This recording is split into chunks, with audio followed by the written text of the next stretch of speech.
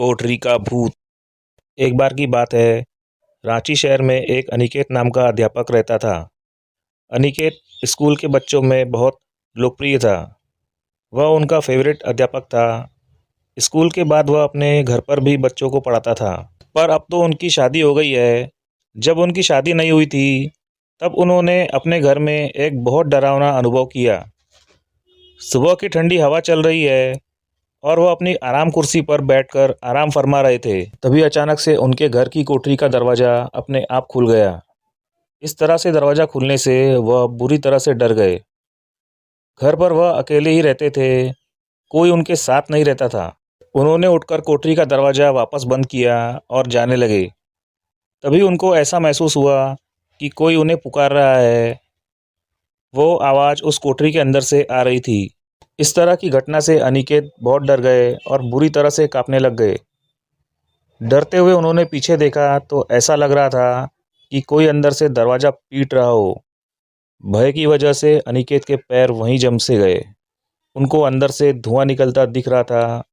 यह सब देखकर उनकी भय से चीख निकल गई। निकेत दौड़कर बाहर आए और पूरी घटना पड़ोसियों को बताई। निकेत के पड़ोसी जब उनके साथ घर के अंदर आए तो उन लोगों के यह देखकर होश उड़ गए। कोठरी की छत पूरी तरह खाली हो गई थी और उसमें रखा सामान भी इधर उधर बिखरा हुआ था। अनिकेत के साथ सभी लोग इस घटना से डर गए और बाहर की तरफ भागने लगे। लोगों को भागते हुए एक आवाज़ सुनाई दी, चले जाओ सब यहाँ से। पर किसी ने पीछे मुड़कर नहीं देखा कि वह आवाज़ किसकी थी। इस डरावने अनुभव के बाद अनिकेत बीमार हो गए और अपने माँ पिताजी के पास गांव चले गए। जब वापस रांची लौटे, कभी उस घर की तरफ नहीं गए। आसपास के बड़े बुजुर्गों ने बताया कि वह जो मकान बना हुआ है, वह एक ऐसे आदमी का था जो बहुत ही निर्दयी था। उसने अपने यहाँ काम करने वालों को बुरी तरह पीटा था, क्योंकि उसने खाना परोसते हुए उस पर दाल गिरा दी थी। इसलिए उसने उसको कोठरी में बंद करके आग लगा दी थी और वह नौकरानी जलकर मर गई थी।